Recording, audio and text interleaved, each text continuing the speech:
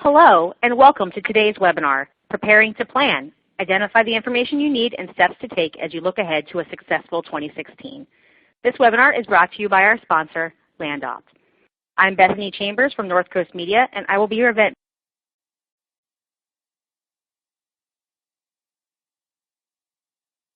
manager today. Before we begin, I'd like to go over some ways that you can participate during today's event. First of all, you are currently in a listen-only mode, but we encourage you to ask questions throughout the presentation. Just type in the Q&A box at the bottom left of your screen, then click Submit to place your question in queue. Questions that were submitted during registration have already gone to our speakers and may be answered in this webinar. Some questions may also be covered in an upcoming issue of Landscape Management Magazine or in one of our e-newsletters. We strive to answer as many of your questions as possible. If you experience any technical difficulties during today's event, use the same text box at the bottom left of your screen to tell us about your issue, and assistant producers Joelle Harms or Kelly Limpert will personally assist you. A recording of this webinar will be available tomorrow afternoon at landscapemanagement.net/webinars. A link to the on-demand recording will also be emailed to you when it is available. If you have colleagues who couldn't make it today and you'd like to share this webinar with them, you can do so at any time via the social media links on your screen.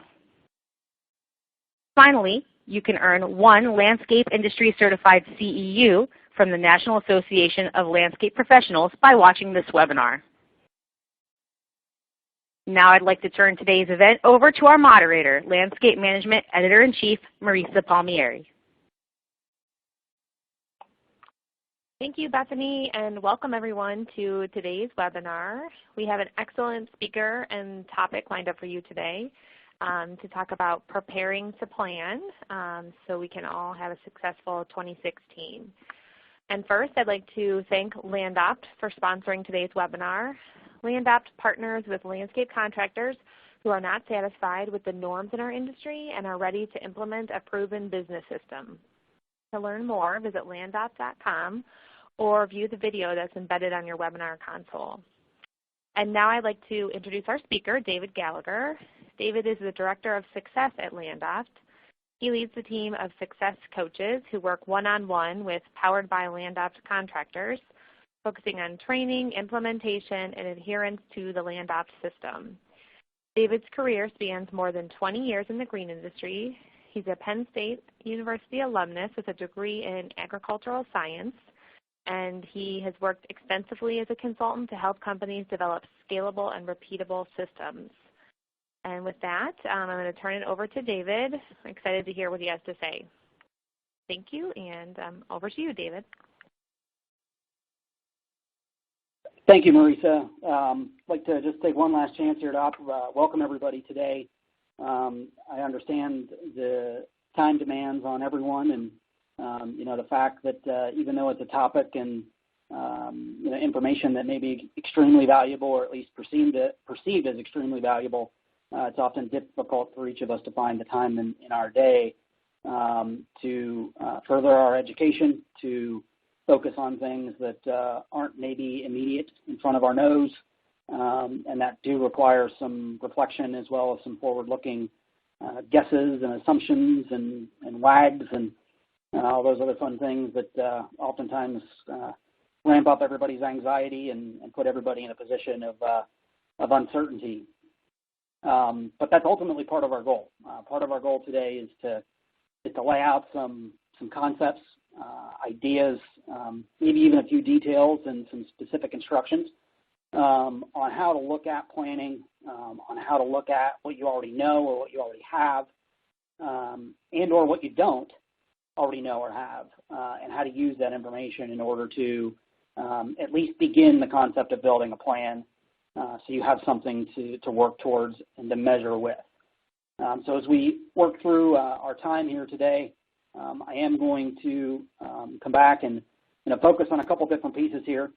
I want to start with defining the planning process, ultimately at a high level here, understanding first and foremost that the concept and the process of planning really is just that, that it is a process. It's not the kind of thing that's done in a few minutes, even a few hours. Oftentimes, until it's all said and done, it may not even only be a few days in total time spent. I'm going to try to take the topic here in the conversation today and make it as relevant as possible to the world at large and to you individually. But I am going to revert back to what I know best, and obviously, that is, who we are at LandOpt and the way, we accomplish things or do things. And I'm going to start here by saying that in our world, we're in the process business. That's what we do. So planning is no exception. We approach it from a process standpoint. It is very defined. A lot of it is very black and white from that definition.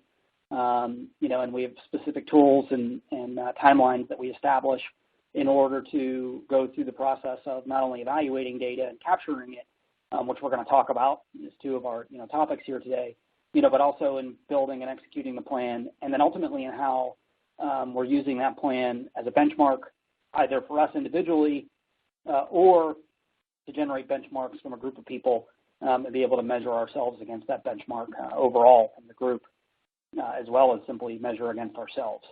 As we work through that process of planning, we're starting our planning process right now. We started a few weeks ago with some of our initial introductions of our marketing planning process, which is really what we focus on kind of first and foremost in any calendar year. And then we start to gradually introduce the concepts of annual financial planning. We'll talk about what that looks like a little bit, as well as strategic planning. And, we don't have completed plans until December. We're not calling our plans final and signed off on and ready to go for the calendar year 2016 until literally the Monday before Christmas. That's kind of always our official rule or official goal is to have our planning process and our planning exercises for each individual organization, as well as internally, for LandOpt as an organization at large, by that Monday before Christmas.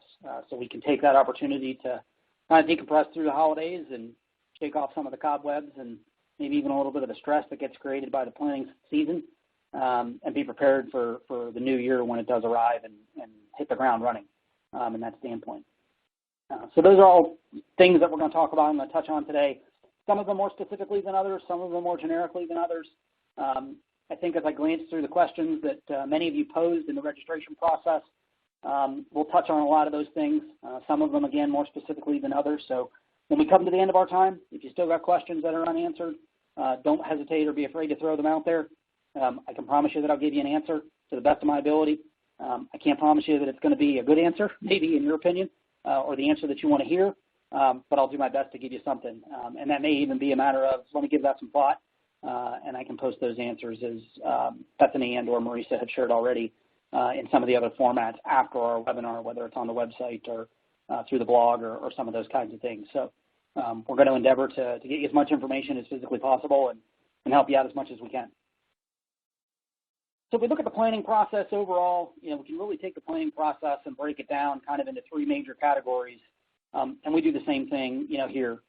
We can look at planning as strategic over a long period of time, defined as typically 3 to 5 years.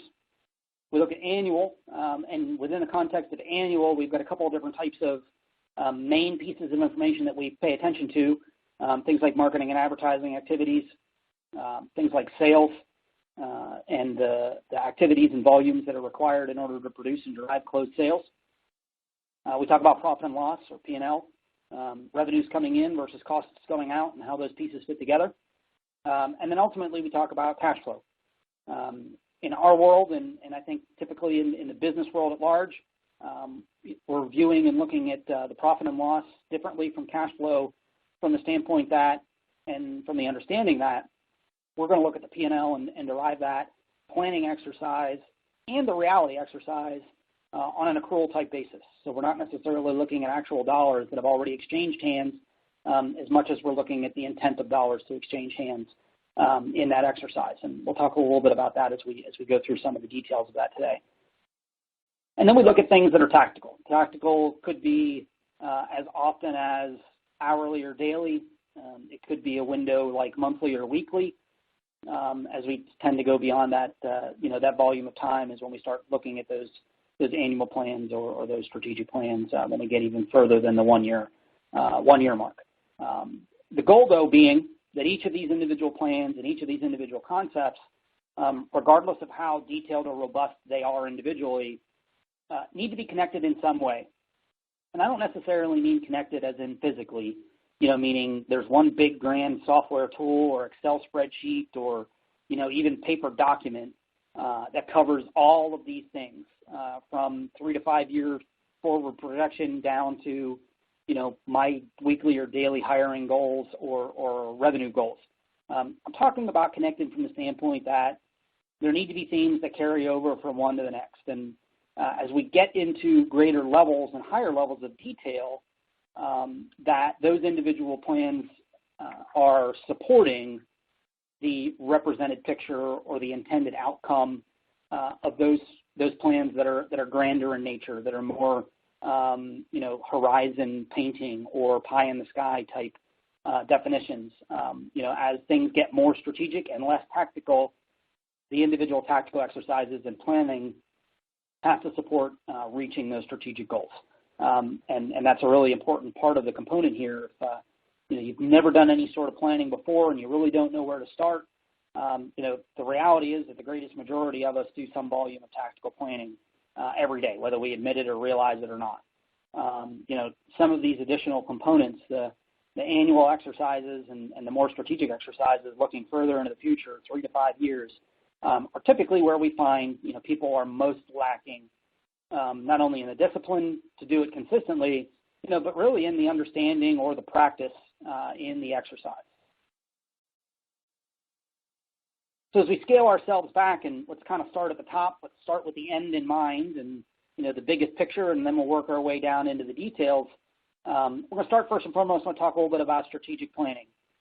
So, I think in any business world, typically strategic planning involves a 3 to a 5 year period of time.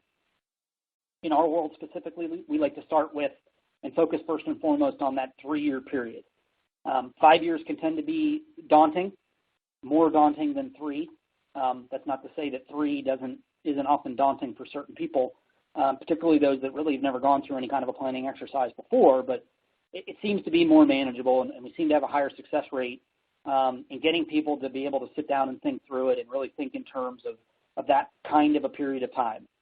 It's far enough out into the future that it gives us the ability to have to stretch a little bit and make some dreams, so to speak, but it's not too far that they almost seem completely impossible. When we look at that kind of a time frame, when we look at things on a strategic level, we try to focus on just a few key areas. That could be anywhere from 3 to maybe as many as 6 or 8. 6 or 8 is probably pushing it, and I think if you get to, as you start to approach 8, you're probably talking about too much detail in those things as you start to try to add additional items to focus on, and they're probably more difficult to measure, and they're probably more difficult to predict or not even predict, but define what you want them to be as we look that far in advance. So in our world, we tend to focus on 5. These are the 5 categories that we focus on: revenue, team growth, market share, cash and credit needs, and then what we call significant events. Revenue from the standpoint of, what are some of the total numbers that we're shooting for? What is our targeted growth year over year in total revenue? Maybe we break it down to the level of detail of looking at it on a maintenance versus project revenue type basis. But we really aren't taking it a whole lot further at this level of a plan. We're really looking at big numbers. We're looking at, gross intent and how that's going to change from one year to the next. And, that may be starting where we are now and making some assumptions about how we can change that year over year going forward. Maybe it's the other way around and we go 3 to 4 years or 5 years out into the future and we say, in that period of time, I want to be here. And then we got to work backwards in order to find a happy medium between where we are now and where we want to be there. There really isn't a right or a wrong way. It's really more about, being able to work through the exercise realistically, first and foremost. There needs to be some level of realism here. It can't be completely without merit. But also, giving us the ability to really understand and begin to define at a lesser level, at a more detailed level, when we start talking about annual exercises, when we start talking about monthly or weekly or daily tactical exercises, how we can really get there. So we need to make sure that we can support those decisions. Team growth.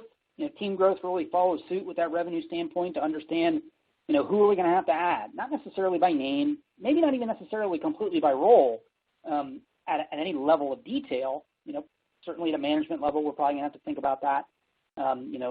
Likely what I would define as the middle management level, account managers, project managers, salespeople, estimators, those kinds of roles that you may or may not have defined within your organization. When are we going to have to add that type of a head count? And how many of those are we going to have to add and when? And be able to think about those things based on whether that revenue number does or doesn't go. It's really in support of that revenue exercise. When we talk about market share, we're not necessarily talking about market share from a marketing standpoint here, from a measurement of a percentage of the number of customers or volume of customers, or even revenue in the marketplace available that we've captured or that we're trying to capture. It's more generic than that. We're looking at it more from the standpoint of, maybe it's geographically. Where are we not working today that we want to work in the future? Where are we only working, in very small segments today where we want to be able to expand in the future? Maybe it's in definition of services provided to some group of customers or all of our customers. What's the subset of services we're providing now, and what are some things that we can start providing to those same customers as we progress into the future that can help us drive additional revenue, that can help us, have it make sense to add additional team member count, and it can increase, quote unquote, our market share, to use that term generically.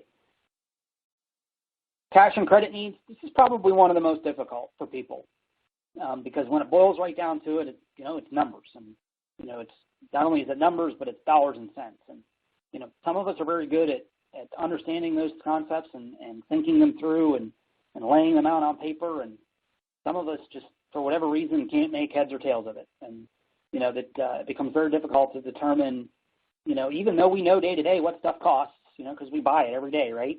It's difficult to relate it to how that relates to the future.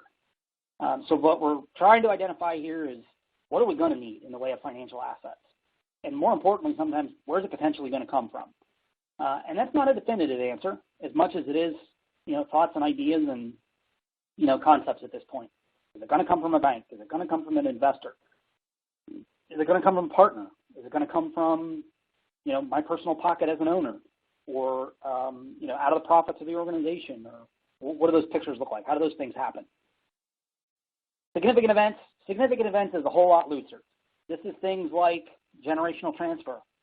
Am I as an owner approaching an age where, I'm ready to slow down or maybe even step out completely, and I've got sons or daughters that I want to be able to hand the business off to and have them pick up the reins and take responsibility for it day to day? Is it passing on to an outside general manager, somebody that I've hired, somebody that's been part of my team or will become part of my team, so that I can slow down as an owner or take a step aside as an owner? Maybe it's expanding to a new facility or updating our existing facility. Maybe it's opening a second location or multiple locations to expand our geography and our offering and those kinds of things. Any number of those things could be defined ultimately as significant events. So those things are all at a very grand, very high, very pie in the sky, dreamy type level. We come along behind that with our next exercise here of annual plans. This is where we're going to start defining things on a year-to-year basis. And once we have that strategic plan in place, that 3 to 5 year plan, oftentimes it's going to guide how and what we define in our annual plan.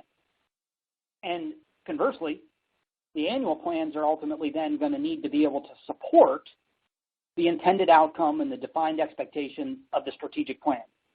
So here's where we start to find that connectivity, that relativity of one plan to the next. So in this context, we're going to look at 4 major categories here. In our specific world, these annual plans are really 2 plans in tool, from a tool standpoint. We're looking at sales and revenue and financial in a single tool. This is really the P&L plan and the cash flow plan and exercise if we think about it in those two overall terms. Sales in our world is defined as dollar values on inked agreements. What we commit to provide to our customers in service and what they commit to provide us in dollars in return. Before we've planned anything executionally, it's before we put anything on a schedule, before we've put a shovel in the ground or dropped off a mower or whatever at the customer's property. It's simply that exercise of ink on paper. I agree to provide this for you, and you agree to pay me this in return. And that's really what we're talking about when we look at sales. You're going to look at this in a couple different ways. The primary level or the most detailed level really is going to be, per salesperson, and then, per type of sale, for those individual salespeople. And then you're going to roll that up into a company-wide exercise. Revenue follows sales from the standpoint of, understanding how those dollars that we sell turn into dollars that we bill. There's a little bit of a disconnect there, but there's a huge relationship between those two things. So they need to be connected, and we need to make sure that we're taking them both into account at the same time as we work through that exercise. We've got some additional components of revenue there, and we'll look at those here as we move along. Financial really is the cost component added to the revenue component to understand profitability or potentially lack thereof, depending on who we are and the situation we find ourselves in. It's understanding how our costs impact our revenue and how that relates to margins, and how we should really consider and think about approaching pricing, and how we should really think about consider approaching the marketplace and our customers, whether they're existing or future potential customers. What does that picture look like? How do those things break down? It's also that component of cash flow. How do we convert what we intended to bill the customer versus what we expect to collect from the customer? How do we break down what we intended to receive in the way of cost from our vendors and our team members and those components versus what we're going to ultimately end up paying out of pocket in the same period of time, and how that's related back to the accrued P&L. Marketing, looking at the strategy here of what our message is, who our target audience is, how we intend to deliver that message in advertising activities and tactical execution in that marketing exercise, looking at this at an annual level again. The strategic level is going to look at where we're going to go, how we're going to get there. To a point, it's going to define who we are and the message that we're going to deliver. But that annual marketing plan, we're really going to continue to narrow that message. We're going to mix it up every once in a while as well, so it doesn't get stagnant, it doesn't get stale, and we don't get this reality in the marketplace where everybody thinks they know who we are and what we do, even as we evolve as an organization and provide new services or stop providing other services or change the profile of our customer because we found we can be more or less successful with a particular profile and a particular type of customer at the end of the day. As we look at those things on an annual basis, we're often going to break them down on a level of detail of no more finite than month to month. That's really as far as we're going to go at that point. We're going to define a 1-year period, 12 months in total, and we're going to break it down at most to a month-by-month level of detail in looking at those things.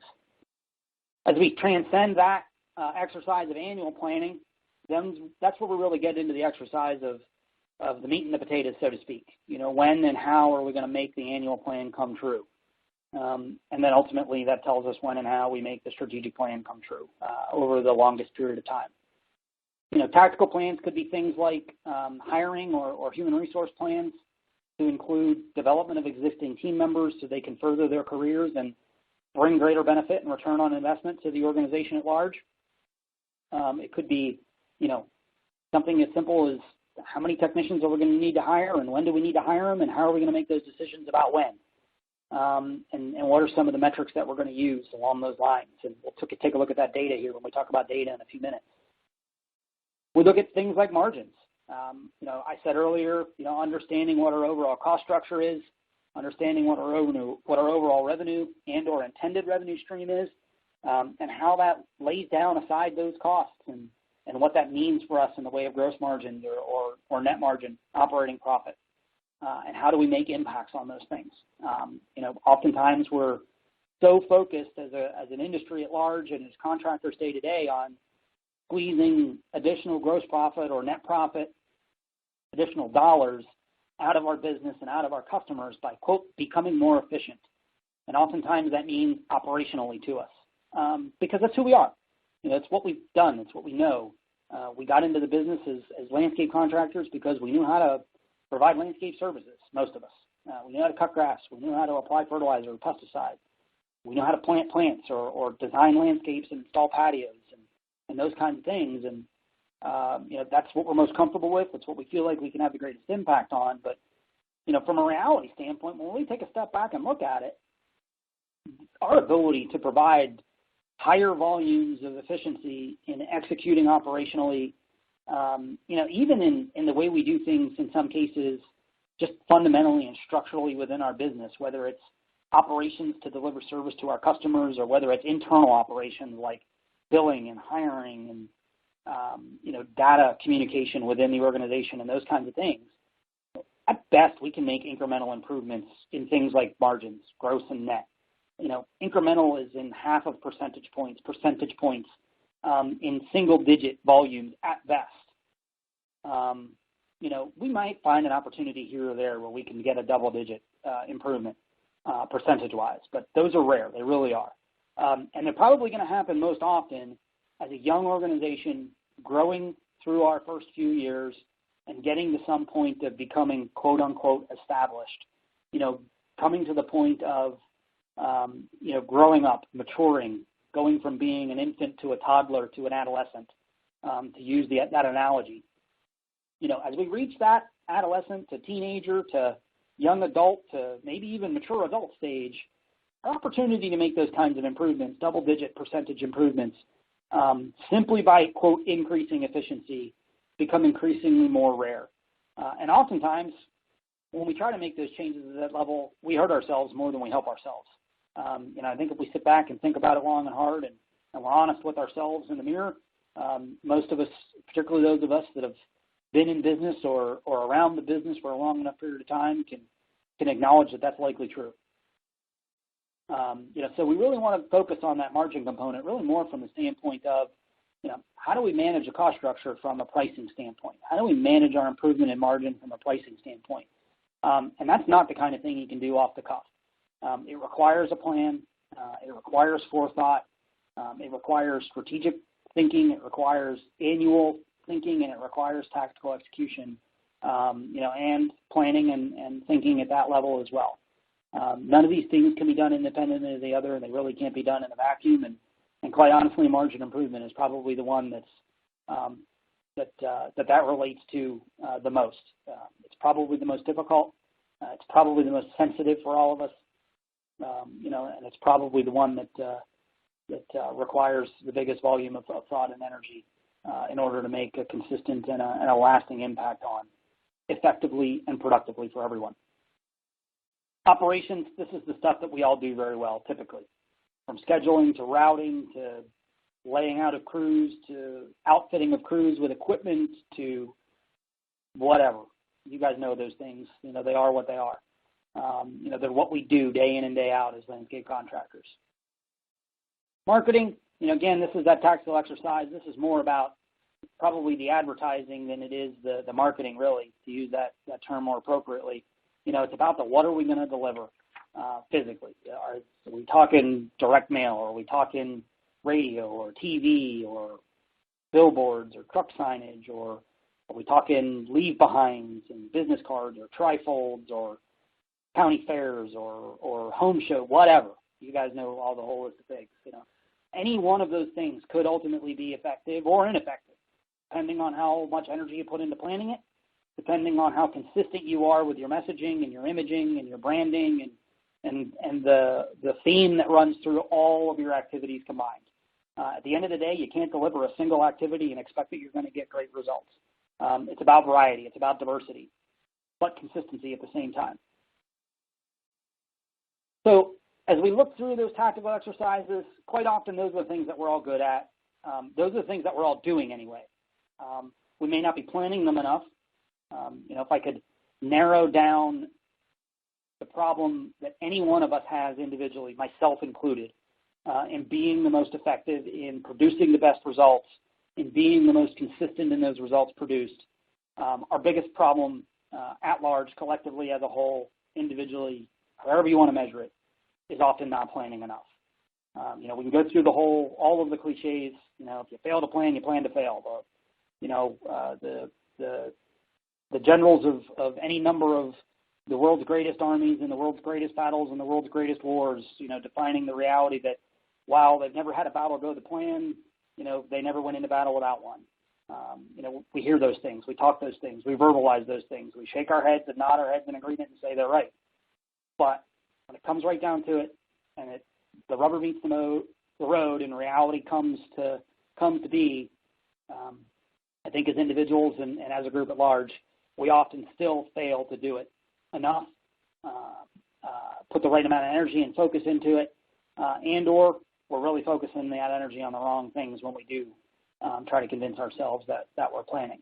And we're planning how we're going to put out the next fire or the existing fire, as opposed to planning on how we're going to prevent the fire from starting in the first place, or put ourselves in a situation where we're even out of the environment of the possibility of a fire even existing. That's really the concept in the exercise that we're talking about here. That's the importance of planning. So to kind of begin to summarize those grand thoughts of the planning process, some of the key components here. As you approach planning, as you start thinking about it, as you start laying it out in front of you, be methodical. Have a definition for what you're trying to accomplish and how you're going to organize your thoughts. Build the parts independently, but make sure that they're related to each other. Make sure that they're connected. Make sure that you're starting with the end in mind and working your way into the details. Don't necessarily always try to start with the details and work yourself to the end of the equation, because at the end of the day, that's going to be the important part. Because when you start in the weeds, we oftentimes never get out of the weeds. We get caught there, we get stuck there. There's never enough time. There's never enough this. There's never enough resources. We could never afford to, whatever. We've got all kinds of reasons, excuses, and whatever else you want to define those things as. And when you've got it, use data. Use historic data. And be first and foremost focused on data from your organization. That's what's going to be the most relevant. We can't build plans based on what everybody else is doing or what someone else is doing. Because at the end of the day, they may be very dramatically different from us, even though on the outside they appear to be the same. Even if what they're telling us face-to-face or over the phone or in some magazine article, no offense to the editors of landscape management, doesn't always necessarily represent the truth, at least not the whole truth. And that's where we tend to get focused. We pick that one thing and say, see that? That's just like me, and I need to do exactly the same thing, and that's what's going to make me successful. And hey, you may be right, but I find more often than not, we get too focused on that one thing or those two or three things, and they may not be right. And we spend a whole lot of time and energy and still don't get to that outcome. Pay attention to details when they're appropriate, but pay more attention to benchmarks or key indicators that are averages. That's an important word, averages, most of the time. And at the end of the day, make sure that as you build the details, that's reflecting the ultimate outcome you're trying to accomplish, and or vice versa. And make adjustments and see how those outcomes change. Maybe it's an outcome in the big picture, and maybe it's an outcome in the details that you need to tighten the belt here, or up the discipline there, or focus on a particular problem that you really don't want to focus on because you know how much of a pain you know what it's going to be to solve it. And it's just a whole lot easier to let it ride and accept it for what it is. You can do that. Those are conscious choices we can all make. The reality sometimes, however, becomes that those are the things that are going to make us most successful and are most dramatically going to change our outcome. There's a reason they're hard, because they carry a level of importance. We go back to the cliches all day long.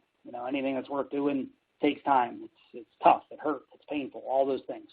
The reality is it's true. It's true. If we want to look at this conceptually, kind of put this into an image, sometimes we can think about things better in a picture form than in a word form. And, this guy on the other end of the phone that's droning on and on about all this stuff really isn't making any sense. Here it is kind of broken down in the diagram.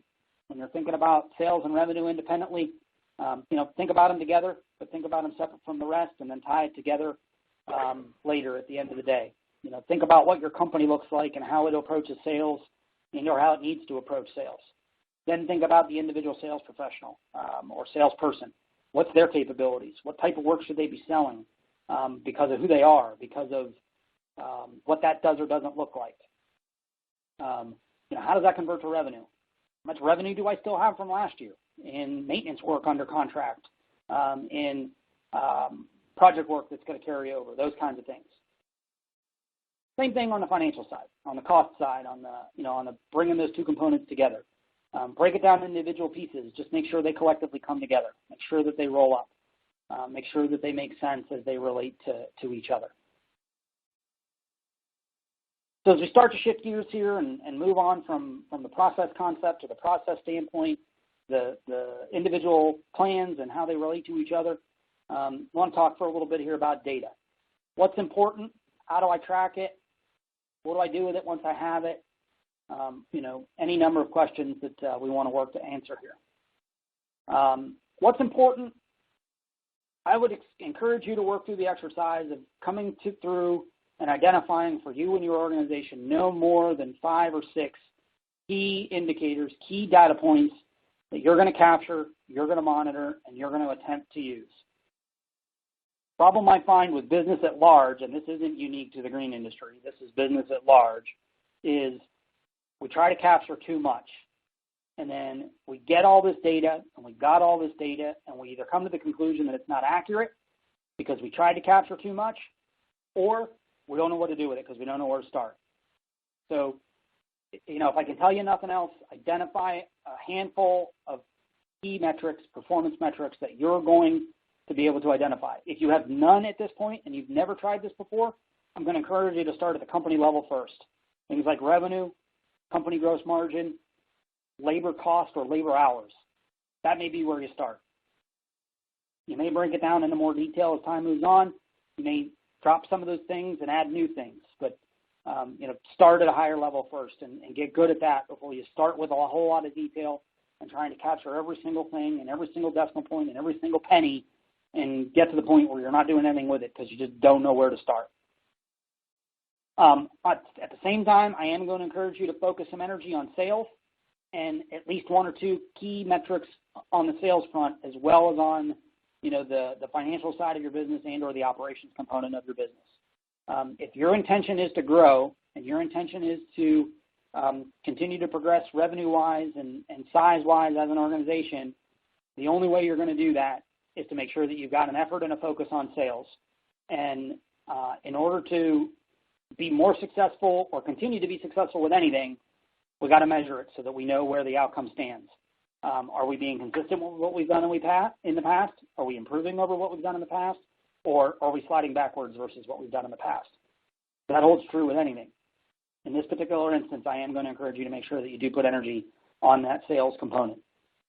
Maybe it's something along the lines of if our primary focus and our primary energy intended goal is to try to make an improvement in profit, maybe we need to start with what the margin of work is that we're selling and then secondarily come down to the standpoint of what's the margin of work that we're delivering and how those two things relate to each other, or maybe don't.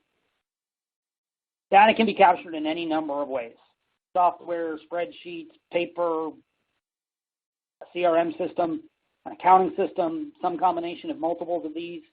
The reality at the end of the day is one's not necessarily any better or worse than another if you don't use it, 1. And 2, if it doesn't fit with your organization and the way your organization operates. Everybody looks for the magic silver disc and the magic bullet and, the solution to all the world's problems in a tool, in a software, whatever that is. And oftentimes we get frustrated when we don't find it because we didn't take as much consideration of how do we operate as an organization? What are our strengths and weaknesses? What is the data that we're trying to capture versus what is the data that they're trying to tell us we should capture? What can we make important to us? What discipline can we form as an organization with data, with planning, with all these things and maintain it in order to be most successful? End of the day, make sure that it fits and make sure that you start with less. In most cases, less is more. A little while ago, I used the word average, and I said that's an important word. When it comes to planning, when it comes to decision-making, when it comes to identifying cost structure and how we use that in pricing and how we use those concepts in selling to our customers and in tracking and evaluating success and or failure of work performance, and customer relationships financially, we strive in every instance to play the law of averages. The great thing about the law of averages is what it is. And that at the end of the day, given the right amount of time, and that's not always defined, it's not always consistent from one organization to the next, or even maybe 1 year to the next sometimes. But the reality is that whatever that period of time is, if you give it enough time, it's always going to bring itself out to be the same thing, average. It's all going to become equivalent. It's all going to come out to be equal. We spend so much time and energy, observing other worlds and other business models and other industries that, quite frankly, in many cases are far more sophisticated than the green industry is, even today, with the level of maturation that we've gone through over the last decade, maybe even 2 decades, that we can't effectively measure at that level yet. Maybe we never can. Maybe we don't even have to quite often, because that turns us into exactly all the things we complain about the rest of the world being sometimes. And we turn around and go, man, I grew up to be just like my parents, and that wasn't my goal. And, I say that jokingly, that's not always a bad thing, but certainly isn't in my case. But, in that particular instance, we think about those things and we come back to, I don't want to be corporate. I don't want to be this. I don't want to be that. I don't want to make everything about $1. I don't want to make everything about some decision tree. And yet, when we look at tools and when we look at how we structure organizations and we look at how we define success and the roadmap to get there, we ultimately do just that. Our approach in our world is very different from that. It plays that law of averages in every instance. How do we look at cost on an average? How do we look at price on an average? How do we look at job performance on an average of all the jobs that we perform in a quarter or in a half or in a total calendar year? How do we evaluate the maintenance customer relationship over a period of years to define our success with that customer, as opposed to over the period of a month or a single service provided? That's really when we can start to see our opportunity and ability to have plans work to our benefit and to make sure that we keep up with them, that they become part of our diligent nature. So pick a horse and ride it as it applies to data that you're going to capture. Pick a horse and ride it as it applies to the tool that follows suit with capturing that data. You can do a whole lot with pen and paper for very little out-of-pocket cost in today's world still and get very similar results versus going and spending a whole lot of money and a whole lot of time and a whole lot of aggravation with some fancy, shiny software program that costs you thousands of dollars, if not tens of thousands of dollars, to get 6 months to a year or 2 years into its implementation and find out that it isn't going to work because there ain't nobody using it anyway because it doesn't do what we wanted it to do or we thought, or we changed our mind and we don't want to do what we thought we wanted to do going into it. So figure that out first. What do I want to get out of it? What do I want to capture? How am I going to use that data? And if you're not going to use it and you find over a period of a year or two that you don't use the data, stop capturing it because you're not going to do anything with it in the future either. I can assure you of that. What do we do with it once we have it?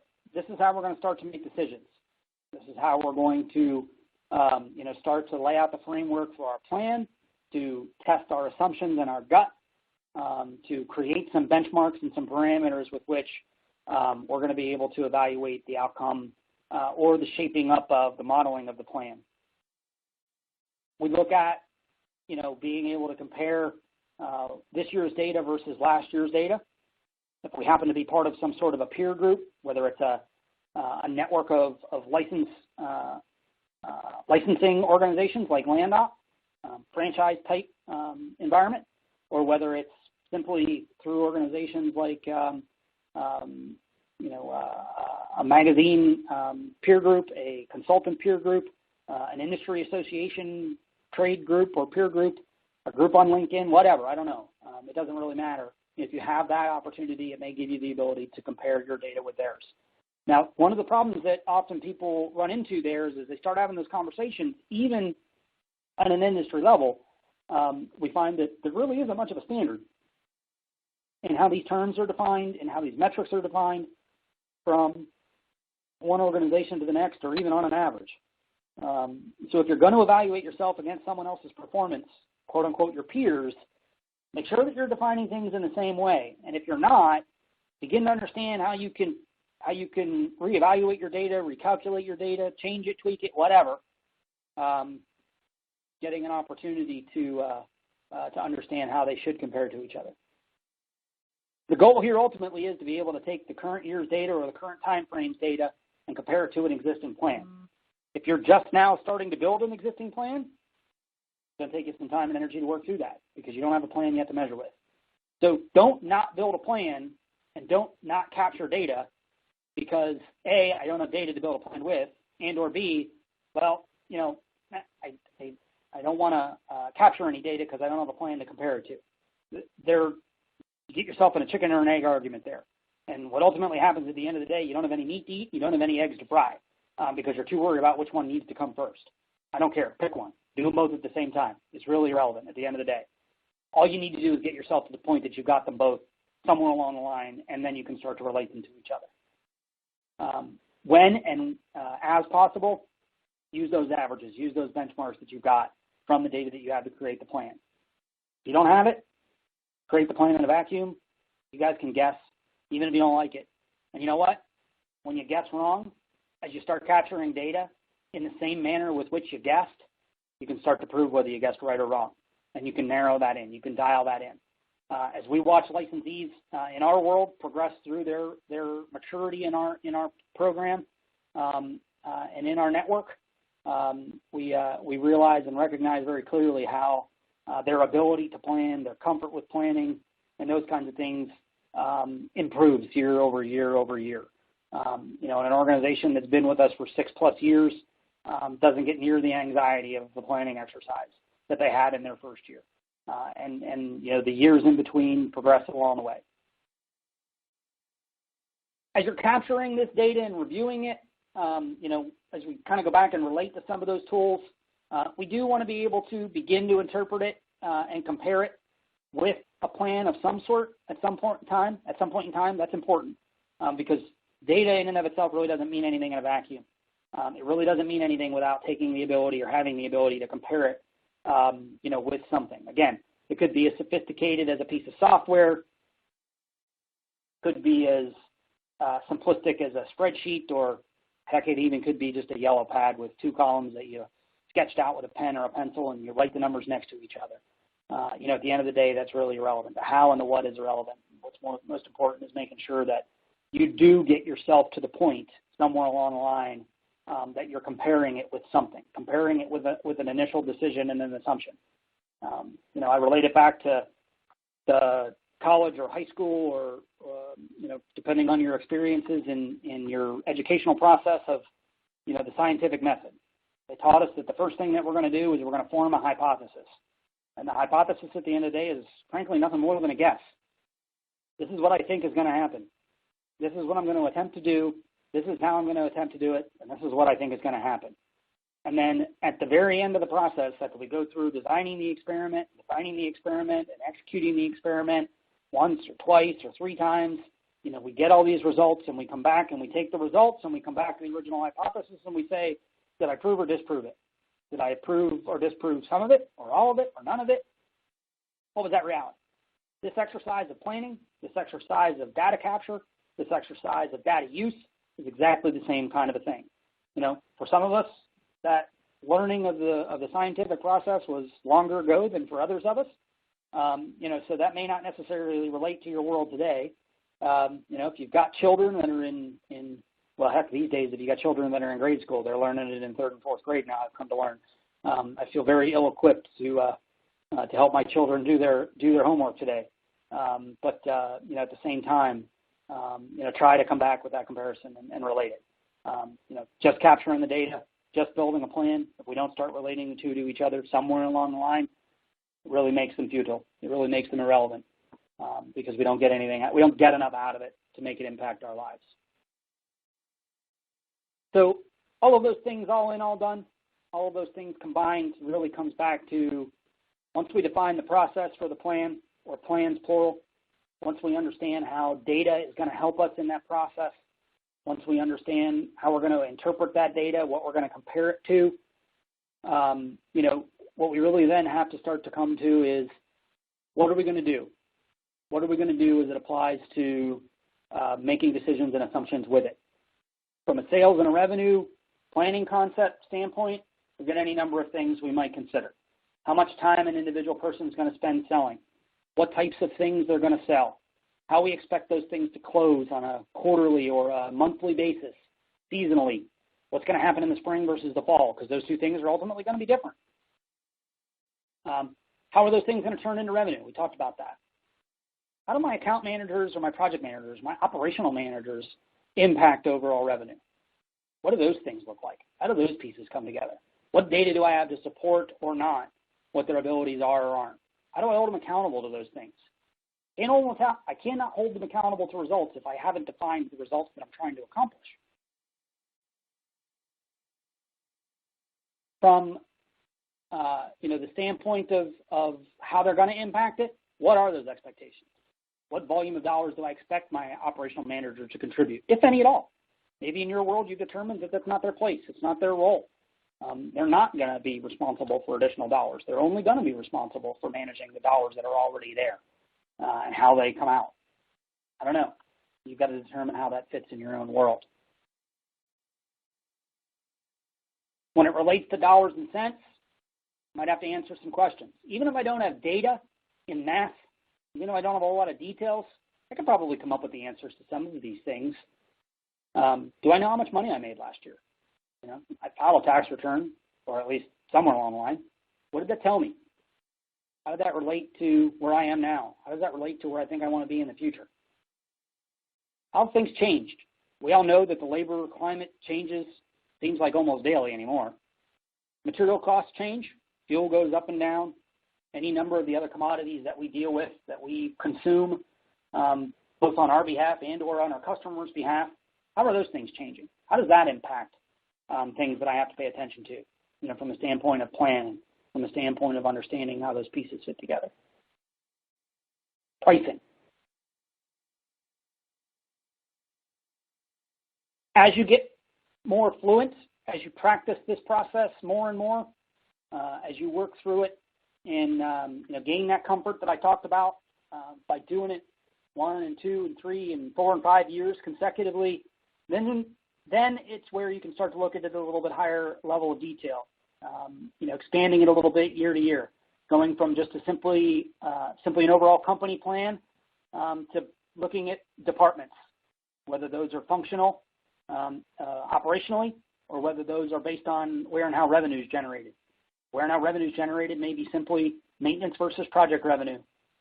Functional may be to some extremely high level of detail, like how do I look at mowing and general maintenance services versus lawn care versus irrigation maintenance versus tree care or those kinds of things, really depending on how you want to look at those things. Again, my encouragement is play the law of averages, roll those things up to as high of a level as makes the most sense, as opposed to getting too stuck in the details, because oftentimes you can't have enough impact on the details overall, and we get so bogged down in a volume of information and specifics that we get paralyzed and we can't make decisions or we can't make changes that can benefit us at the end of the day. Things like labor, things like those material costs that we talked about, how do they change and how do we look at those on a detailed basis but not too much specific information? Maybe we break it down into hours and then convert that hours into total dollars based on hourly wages or average rates of labor, those kinds of things. Maybe we can break it down by department in order to help us understand, depending on what number of people fall to each of those departments and how we have them defined and how those pieces begin to fit together and relate to revenue for the department. Things like overall salaries for department managers, if we go to that level. Maybe it's simply overall salaries and revenue streams and cost, or not revenue streams, cost streams or cost components at a more macro level, at a gross level, when we start talking about overall management, if we don't have volumes of middle management, a more smaller organization. It's us and the guys in the field, so to speak. What does that look like differently for us from year to year? How does it change? How does it evolve? How do those pieces ultimately fit together? And then what are the details that have to be filled in the blanks there? How do we project material costs and what they look like? We project things like the volume of subcontractor dollars we're going to consume for work that we outsource versus execute internally. How do we use these costs as the basis for pricing or billing rates for our organization? How do they relate back to our customers? How does that impact my overall strategic plan, and or how does my strategic plan impact what my intention is for those day-to-day things like cost at that level of detail? How do those pieces fit together? Conceptually, there's a whole lot of different ways you can do this. There's a whole lot of different things you might consider. If you've done this before and you continue to do it over a volume of time, a period of time, my encouragement to you would be start to recognize those things that you can shed and not do on a go-forward basis because you're not paying any attention to them. You're not using them to make decisions. You're not making decisions any differently because of them. Add those things that might help you approach it from a different perspective to make decisions differently, better, whatever, more timely maybe, understanding how those pieces fit together. If you've not done this multiple times, start simple. Start at a high level. Maybe focus on only an annual plan of sales, revenue, and cost, and worry about all these other things after you get comfortable with that, year 2 or year 3. Maybe you can find an organization, a consulting firm, or some other service provider that can help you with some of these other plans. Marketing firms out there that can help you build marketing strategies and define advertising activities at a tactical level as well as a strategic level. There's business consultants or other organizations that will help you define and write and create an overall strategic plan.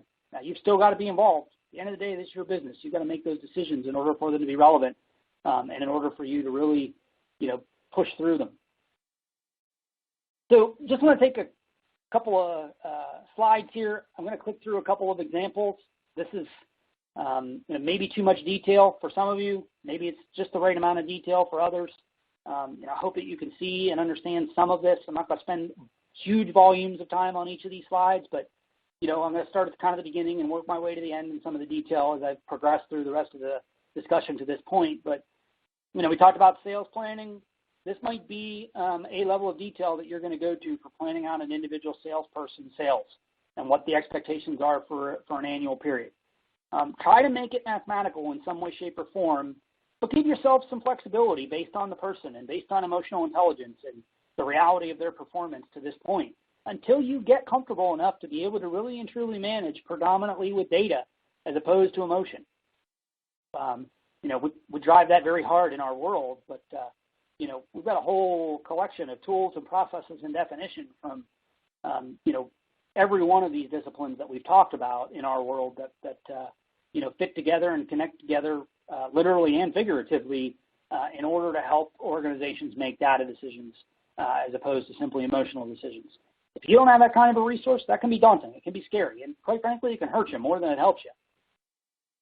Assuming you got more than one person or get to the point that you're going to have more than one person that's selling, understand how each of those individual pieces, individual salespeople, commit to or fit to the total picture, the final result.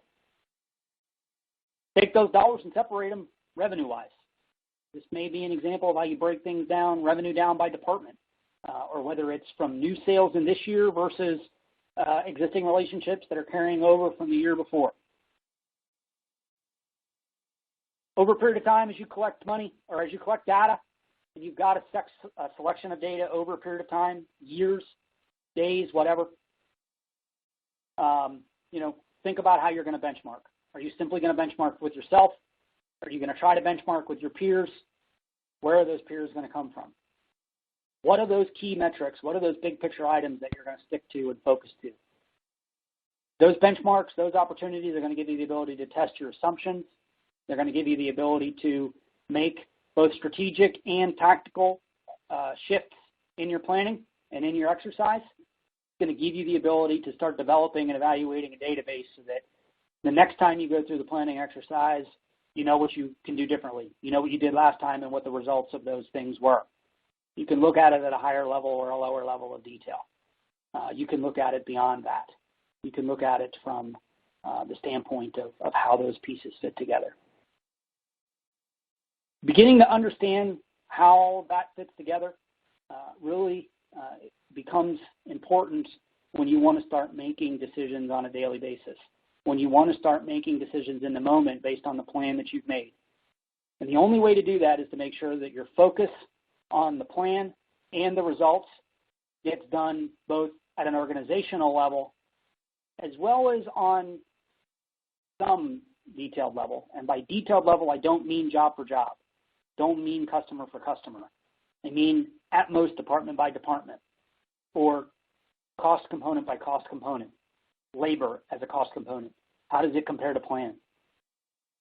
Materials as a cost component. How does that compare to plan? Do it on a frequency. Don't look at those details anymore at any higher level than monthly, or you're going to drive yourself and everybody else nuts, particularly if you try to make change decisions at some level of detail lesser than a month. You change the plan every week based on this or that, based on some data point or some other data point. You're going to create a whole lot of chaos, and you're going to create a whole lot of frustration. And at the end of the day, you're not going to have the opportunity to create forward progress and give yourself the ability. Focus on the numbers first and foremost. Keep it about dollars and cents for yourself. Look at some of those metrics on another level when you start understanding it or delivering it to your team. As you start delivering it to your team, maybe keep it away from the weeds. Keep it away from the dollars and cents, and keep it graphical.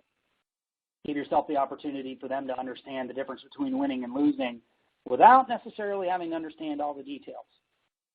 Identify those things that they can have impact on, things like revenue per hour, and understanding how the volume of time they spend doing a particular thing with a particular customer based on the way you generate pricing impacts the overall success of the organization. It seems very granular, and it doesn't seem connectable to the bottom line at the end of the day. And a lot of us believe sometimes that these guys, quote unquote, just don't care. I think the reality is that more of them would if we give them the opportunity, or at least a little bit of opportunity to understand. And first and foremost, give them the understanding of how they're making an impact. Give them an understanding of what their outcome is based on what they do day to day. And don't just talk about the bottom line, without giving them any opportunity to understand what goes into it, how we've come to that conclusion, and ultimately how they're impacting it at the end of the day. I'm going to leave this up here for a few minutes. We've got some contact information here, and want to make sure that we provide some opportunity here for anybody that might have some specific questions that I may not have touched, or relating to the information that I delivering or delivered content to make sure that we capture everybody's thoughts and opinions. So at this point, I'll turn it back over and let our question gatherers and those in control of the audience participation exercise here to pick back up here, and I'll respond to questions. So with that. Okay. Great. Thank you, David. All awesome information. Going through some of the questions that we have, and there are a couple that are kind of similar, so I'm just going to lump them and paraphrase. But you did touch on the importance of having using company or data from your company. Not necessarily using information that's out there about industry averages or whatever. And so a couple people asked, what advice would you have for like a new company who's planning for next year but doesn't have much experience or data to go from? So I think there's a few things that you can do there. In absence of everything else, quote unquote, of anything else, kind of use what you got. That may be industry averages. It may be information you can gather from some mentors or close peers with similar or maybe very different businesses. Somewhere along the line, if they're a landscaper, they've probably been through all the things that you've been through. And I got news for you. As much as we like to think we're different here, the reality is that most of your other service-related businesses, whether it's HVAC or electrical contracting or janitorial service or security or any of those things, building contractors, whatever. There's a whole lot of similarities at the end of the day in business model between what they do and what we do. There's differences in the specifics, but they can definitely serve as an avenue and an opportunity for you to gather information from some others.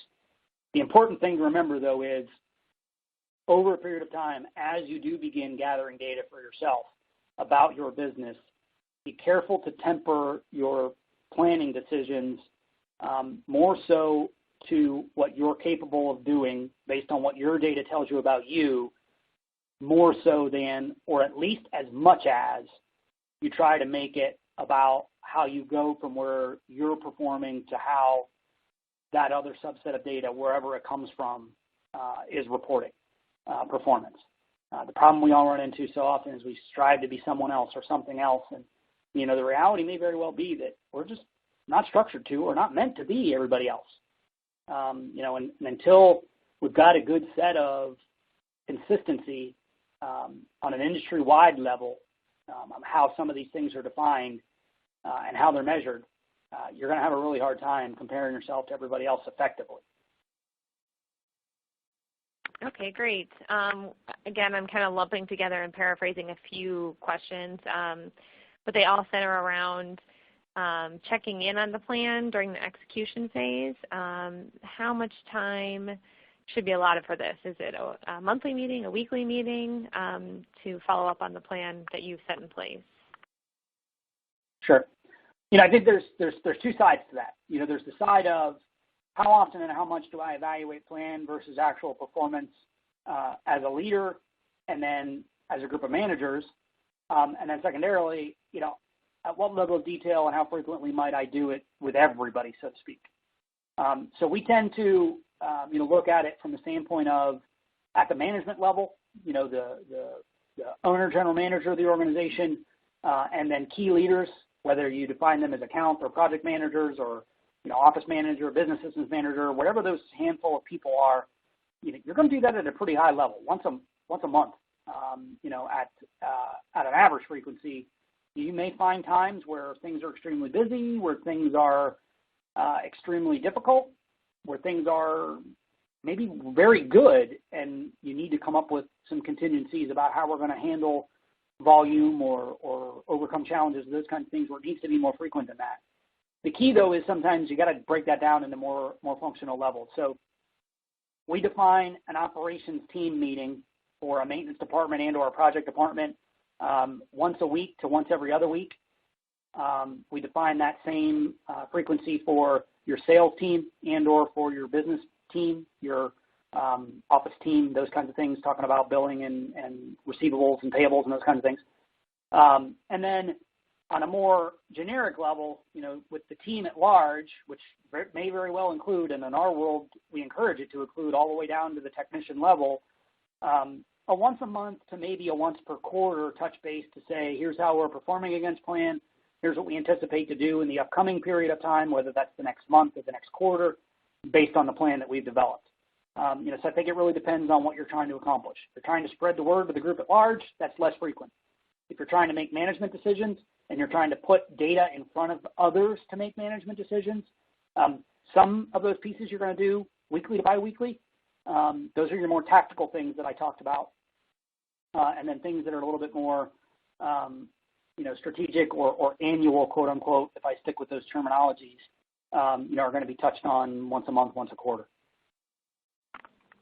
Okay, great. And we have time for one last question. This one, I have a feeling there's not really a straightforward answer for it, but I'll ask you anyway, because you did talk about growth rates a little bit and whether you should or shouldn't be growing at, a double-digit growth rate. So the question is what's the best way to designate, to know how much you want to grow? What's the best way to designate a desired growth rate? Well, I think there's two answers there. One is about the best way to, or maybe even just determining what I want to do, what I want to be when I grow up. And then there's the second component when I talked about trying to be at least somewhat realistic. I often tell our individual owners or management teams that, if they're building a plan annually and they're achieving it without a lot of effort, then they're likely doing it wrong because they're not pushing themselves hard enough. But inversely, you don't want to be creating something that's too unrealistic and creating a sense of failure or lack of motivation because we just can't ever achieve plan. So those two things have to be somewhere in the middle. If you've got no experience with it, and I think the best thing I can tell you about the quote best way to go about it is go find somebody that does have experience and get their perspective. Involve the opinions of others and temper those with your own. Temper those that tend to be maybe more pessimistic versus those that might tend to be more optimistic. Find yourself a collection of people that have varying viewpoints and varying personalities, in that sense. Until you get comfort to be able to do this by yourself, or with your internal team maybe, based on what you've been able to produce as results and represent as results. In our world, in our process, in our definition, we tell prospective licensees that, under our definition, under our model, and under our execution, they can consistently produce 10 to 15% year-over-year growth in perpetuity, or on average, I guess. And we find that to be true as organizations mature and get to that level. It's certainly not true right out of the gate. It's also not necessarily easy for older and larger organizations to do that without effort, without changing themselves and how they go about things. It's very easy to get stuck in a rut. It's very easy to become comfortable, maybe even complacent, and tell ourselves that we've got this all figured out. And if we aren't making forward progress, I think the easiest thing to drive forward progress is to pick something and change it, even if you don't necessarily know how or what the outcome is going to be, and that'll at least tell you the impact that it had at the end of the day. Okay, great. Well, thank you again, and we're going to wrap up, so we'll turn it over to Bethany. Thank you for attending today's webinar. You should see on your screen now a short survey that will help us to know more about your business needs. If that didn't pop up automatically, you can open it with the red checklist icon on the left side of the dock at the bottom of your screen. If you have any more questions, do not hesitate to contact our presenters at the email addresses on your screen now. Links to those email addresses are also in the bios on the left. An on-demand recording of today's webinar will be emailed to you tomorrow afternoon and will be available online for a full year at landscapemanagement.net/webinars. You can also download today's slides and view a video about planning and growth and profitability by opening the green folder icon on the left side of the dock that says Resources. Finally, if you aren't already a Landscape Management Magazine subscriber, we'd like to invite you to sign up for free today. All you have to do is click on the LM logo on the left-hand side of the dock and fill out a short form. Thank you so much for attending, and we look forward to seeing you at a future webinar.